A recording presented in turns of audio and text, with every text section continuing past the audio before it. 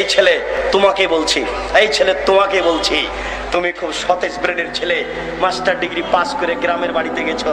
তোমাদের গ্রামে একটা হিন্দু সরস্বতী, ভগবতী, কালী, দুর্গা তৈরি করে ওখানে রেখেছে জিলাপি আর একটা কলা। এবার তুমি হাসছো আর বলছো এত বোকা মানুষ গো। আচ্ছা, এই সরস্বতী, কালী, দুর্গা কি কলা খেতে পারে?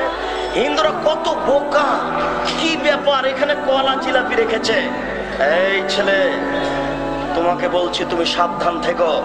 তুমি যে এখন স্কুলে এসে বলছো, এই ছেলেরা, এই মেয়েরা, আগামীকাল তোমরা ফুল নিয়ে আসবা, পায়ের জুতা খুলে দিয়ে বরকতের কবরে ফুল চড়াতে হবে। তোমার মাস্টার ডিগ্রিকে কবর দিতে এসেছি, তুমি মনে রেখো। তুমি বলো সারা বাংলাদেশ কেন, সারা পৃথিবীর মানুষ যদি পায়ের জুতা খুলে দিয়ে এই বরকতের কবরে ফুল চড়ায়, তাহলে বরকতের 1 পয়সা লাভ হবে নাকি? যদি না হয় তুমি এই কাজ করলে কেন? তাহলে ওর সরস্বতী ভগবতীর কাছে কলা দেওয়া আর তোমার এই কবরে ফুল চড়ানো দুইটা সময়ের নয় কি? তুমি মুসলিম, তুমি মুসলিম, তুমি চিররণবীর, তুমি মরণকে করো না ভয়। তোমার ইতস্ত বোধ করা দরকার ছিল, তোমার লজ্জা বোধ করা দরকার ছিল, তোমার বিদ্যেকে মূল্যায়ন করা দরকার ছিল।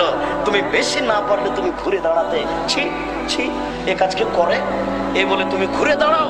বাঁচার পথ আছে। তুমি শিক্ষক হয়ে কাজ করো কি করে?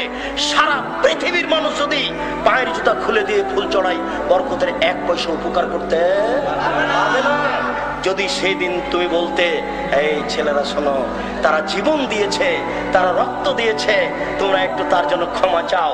তোমরা বলো, আল্লাহ এদেশের ভাষাকে টিকানোর জন্য বরকত জীবন দিয়েছে, তোমার দরবারে ক্ষমা ভিক্ষা চাচ্ছি। সে মানুষ, বরকত মানুষ, সালাম মানুষ, তার কোনো ভুল ত্রুটি থাকতে পারে। তোমাকে বলছি, দয়া করে তুমি তাকে ক্ষমা করো, দয়া করে তুমি তাকে ক্ষমা করো। এটা একটু বলতে পারেন না? কাপুরুষ ছেলে তুমি, তুমি সুন্দর ছেলে নও, অভিশপ্ত ছেলে তুমি।